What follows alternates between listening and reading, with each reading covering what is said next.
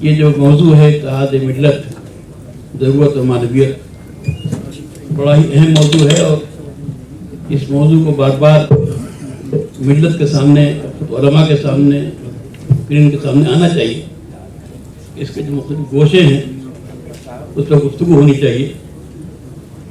قرآن کریم کی یہ دو آیتیں جو سارے سورہ آل عمران کی ہیں، آیت نمبر 102 اور آیت نمبر 103 جس کی میں نے تلاوت کی ہے، اس میں اللہ تعالیٰ فرماتے ہیں کہ اے ایمان والو، اللہ سے ڈرو جیسے اس کے ڈرنے کا حق ہے، اللہ کا لحاظ ہو جیسے اس سے لحاظ کرنے کا حق ہے، اور دیکھو خیال رکھو تم اسلام کی حالت ہی میں مرو، تمہاری موت ایمان پر ہونی چاہیے، اس کا خیال رکھو، اس کی کوشش کرو۔ اس کے بعد فرمایا جا رہا ہے کہ اللہ کی رسی کو سب مل جل کر مضبوطی کے ساتھ پکڑو اور گروہوں میں بٹ نہ جاؤ، تمہیں تفرقہ نہ پیدا ہو جائے، اور اللہ کی اس نعمت کو یاد کرو جب تم آپس میں دشمن تھے، قبیلے کا دشمن تھا، جنگیں ہوتی تھی، تم دشمن تھے، اللہ نے تمہارے دلوں کے درمیان الفت پیدا فرمائی، اور اس کی نعمت کی وجہ سے تم بھائی ہو گئے، تم میں محبت پیدا ہو گئی ایمان کی بنیاد پر، اور تم لوگ جہنم کے گڈھے کے کنارے کھڑے تھے، تم کو اللہ نے اس سے نکالا۔ ایسی اللہ تعالیٰ تم کو اپنی نشانیاں بیان فرماتا ہے تھے تاکہ تم صحیح راستے پر ہو۔ اتحاد ملت، کلمے کی بنیاد پر اس ملت کا اتحاد نہ صرف ایک وقتی ضرورت ہے، سماجی ضرورت ہے، بلکہ دینی فریضہ ہے۔ یہ دینی فریضہ ہے، اس فریضے کو سمجھنا اور امت کے نوجوانوں کو، لڑکوں لڑکیوں کو، علماء کو، دانشوروں کو اس کے جو مختلف پہلو ہیں اس پر روشنی ڈالنا، مذاکرہ کرتے رہنا، یہ بہت بڑا اہم کام ہے۔ ابھی آپ کے سامنے بڑی اچھی گفتگویں ہوئی ہیں، ہمارے نوجوان پروفیسر صاحب نے اس درد کے ساتھ اس مسئلے کو اٹھایا ہے، تو میں تو وہی کہوں گا کہ یہ جو پرانے داغ ہیں اس کو چھپے رہنے دیجیے، ان کا تذکرہ بھی نہ کیجیے، اور الحمدللہ بہت صورتحال بہت تبدیل ہو چکی ہے۔ ایک زمانے میں تھا کہ کیا اسباب تھے، کیا محرکات تھے، یہ خود ایک بڑا موضوع ہے، اس پہ ہم نہیں پڑھنا چاہتے۔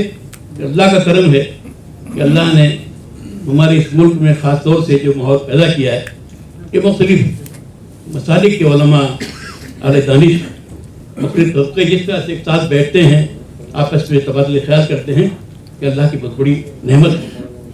مجھے اس کا احساس جب باہر میں جاتا ہوں مختلف ملکوں میں، تو وہاں لوگ اس طرح کرتے ہیں کہ اللہ کی بڑی نعمت ہے آپ کے اس ملک میں کہ سارے مسلمان کسی مسلک کے ہو، ایک ساتھ بیٹھتے ہیں، مذاکرہ کرتے ہیں، چاہے آل انڈیا مسلم پرسنٹرال بورڈ کا اسٹیج ہو، چاہے مشاورت کا ہو، چاہے ملی کونسل کا ہو۔ مجھے یاد آ رہا ہے مولانا یاسین صاحب فرمائیں گے کہ اتحاد ملت کے موضوع پر ملی کونسل نے ایک گویا علماء کو جمع کر کے اور ایک منشور تیار کیا، جس کا آپ ذکر کر رہے تھے کہ عمان کا جو ہے اسی طرح کا ایک منشور تیار کیا، اس میں علماء ہی نے اس کو تیار کیا، شیعہ علماء بھی تھے اور علماء دیوبند بھی تھے، علماء اہل سنت بھی، سارے حضرات تھے، سب نے منشور تیار کیا کہ کس طرح سے ہمیں ملت کو متحد رکھنا ہے۔ وہ بھی ایک اچھی پیش رفت ہے، جو کام جہاں سے بھی اچھا ہو رہا ہو اس کو ہمیں اس کی تعریف کرنا چاہیے۔ یہ نہیں کہ بھائی الگ تنظیمیں ہیں، الگ الگ کام کر رہی ہیں، الگ تنظیمیں تو رہیں گی، الگ الگ کام ہوں گے، لیکن اگر آپس میں تعاون ہو اور باہم اشتراک عمل ہو تو انشاءاللہ تنظیمیں الگ الگ ہونے کے باوجود بھی آپس میں اگر اعتماد ہے، ایک ساتھ ہم بیٹھتے ہیں، تبادلہ خیال کرتے ہیں، ایک دوسرے کے تجربات سے فائدہ اٹھاتے ہیں، اس سے بہت بڑا فائدہ ہوگا انشاءاللہ۔ تو یہ جو موضوع ہمارے سامنے اتحاد ملت کا ہے، اس کا بار بار اعادہ، اس کا تذکرہ، اور یہ بات دلوں میں پیدا کرنا کہ اتحاد ملت نہ صرف ہماری ضرورت ہے سماجی اور ملکی، بلکہ ہمارا یہ دینی فریضہ ہے۔ اس کے لیے ہم سب کو خود محتاط رہنا چاہیے۔ میں صرف ایک بات کی طرف اشارہ کرنا چاہتا ہوں، مجھے خوشی ہے کہ ماحول ہندوستان میں ہے، پاکستان کے علماء جہاں آئے فقہ اکیڈمی کے اجلاس میں، مولانا تقی عثمانی صاحب، مولانا رفیع عثمانی صاحب اور بھی بعض حضرات، ان سب نے مربلہ بات کہی کہ جس طرح سے آپ حضرات یہاں مختلف مسالک کے علماء ایک ساتھ بیٹھ کے فقہی مسائل پر گفتگو کر رہے ہیں، تبادلہ خیال کر رہے ہیں، ہمیں رشک آتا ہے کاش کہ ہمارے یہاں یہ کام ہو، یہ کام تو وہاں ہونا چاہیے تھا۔ اللہ کا شکر ہے، لیکن یہ جو مسئلہ ہے اپنی جگہ بہت اہم، बीमारियां कुछ हैं उनसे वाकिफ भी होना ज़रूरी है, उनके इलाज की फिक्र भी ज़रूरी है। बात यह है कि जब असबियत जन्म देगी इत्तेहाद खत्म होगा। असबियत अकीदे की हो, असबियत इलाके की हो, असबियत सियासी हो, असबियत ये गोया वो मर्ज है जो इत्तेहाद को खत्म करता है। और ये असबियतें हमारे यहाँ हैं, हमें इसका एतराफ़ करना चाहिए। अगर हम उसका एतराफ़ नहीं करेंगे तो उसको ख़त्म करने की हम सही भी नहीं करेंगे। ये असबियतें बिरादरियों की भी होती, बहुत से इलाकों में हमने देखा कि भाई ये मदरसा फलां बिरादरी का है, ये खान बिरादरी का है, ये अंसारी बिरादरी का है, फलां का है। वो हमने मस्जिदों को मदरसों को तकसीम कर दिया है बिरादरियों के नाम पर या मसालिक के नाम पर। ये बाहर इत्तेहाद के खिलाफ चीज़। मस्जिदें मदरसे जाहिर है कि ये दीन की तालीम के लिए हैं, ये इत्तेहाद की मराकिज़ हैं। अगर इसको हमने बाकायदा बोर्ड लगा के अलग कर दिया कि फलां की मस्जिद फलां का ये है, तो जाहिर है कि इससे जो है तफरीक पैदा होती है। और मैं तो आगे बढ़ के कहता हूँ, ये जो निस्बतें हमारी हैं इदारों की, सोशल मीडिया में देखता हूँ कासमी नदवी अरबी दोनों एक मसलक के हो, लेकिन नदवी कासमी भी तनकीद कर रहा है, देवबंद का फाजिल है तो तनकीद कर। अगर ये असबियतें ये निस्बतें असबियत पैदा करती हैं, ये भी असबियतें जाहिलिया हैं, इनको भी तर्क करना ज़रूरी है। और मैं समझता हूँ कि ये जो बीमारियाँ हैं, हमारे उलमा उससे वाकिफ़ हैं, हमारे अइम्मा उससे वाकिफ़ हैं, अवाम में हों चाहे खवास में हों, उन बीमारियों से वाक़फ़ियत और उनसे बाखबर रहना और उसके इस्लाह की फ़िक्र, उसके इलाज की सही करना, ये हम सब की जिम्मेदारी है। मेरे जहन में बात आती है, असल बात यह है कि हमारे यहाँ फासले इतने नहीं हैं, लेकिन आपस में बैठने के मौके कम से कम होते हैं।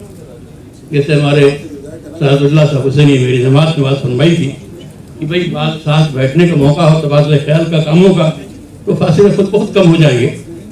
तो मैं तो चाहता हूँ, मेरी एक तजवीज़ है कि अगर हमारे जो बड़े मदारिस हैं मुख्तलिफ मसलकों के, उनके असातिज़ा का वहाँ इज्तिमा हो, उनके तलबा का मुश्तरक इज्तिमा हो। कभी असातिज़ा यहाँ के अशरफिया के देवबंद आके नदवी के असातिज़ा कुछ वहाँ चले गए, एक मुलाकातें हुई, बैठे साथ में, कभी तलबा का इस तरह का प्रोग्राम बने, तो इंशाअल्लाह जो फासले कुछ हैं वो भी कम होते चले जाएंगे और इत्तेहाद की बुनियादें मजबूत होगी। बहरहाल मैं तो बहुत ही मुबारकबाद पेश करता हूँ शौहरत के जिम्मेदारों को, उन्होंने ये बरवक्त फैसला किया है। और इस वक्त जो मुल्क के हालात हैं गैर मामूली हालात हैं, और मैं कई बार बोर्ड के इजलास में बात कह चुका हूँ, कई बार कि मेरे तजीज़ बोर्ड में बार बार आई है, मैंने बात रखी है कि अब ये जो अरसा गुजरा है आज़ादी के बाद, अब ये नया दौर नबूवत है।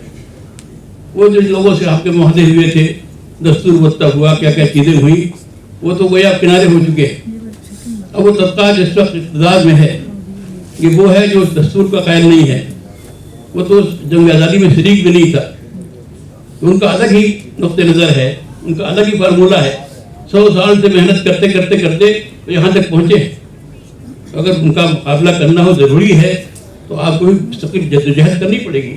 एक मीटिंग से, एक जलसे से, चंद छोटे छोटे जलसों से काम नहीं चलने वाला है, बल्कि मुस्तकिल आप जब प्लानिंग करके सियासत के मैदान में, तालीम के मैदान में, इक़्तिसादियात के मैदान में क्या क्या चीज़ें हमें करनी चाहिए, तब्दीली क्या आई है, किस बड़े पैमाने पर आई है, उन तब्दीलियों के नतीजे में हमारी पॉलिसी क्या होनी चाहिए, हमें क्या क्या काम करने चाहिए, मुसलमानों में किन कामों की ज़रूरत है, गैर मुस्लिमों में किन कामों की ज़रूरत है, सियासत में, इक़्तिसादियात में, तालीम में, हर मैदान में किन कामों की ज़रूरत है।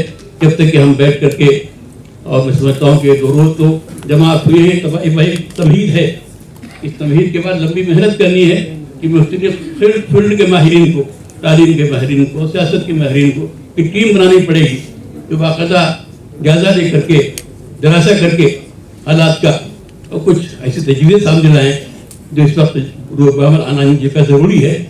मैं बहुत ही मुबारकबाद पेश करता हूँ कि कदम उठाया गया, और अगर कहीं और भी उठाया जा रहा है तो कोई आपस में टकराव की बात नहीं, उन सब को हम लेके बैठे, ठीक है, आपने और की आपके सामने फैसला की जाए।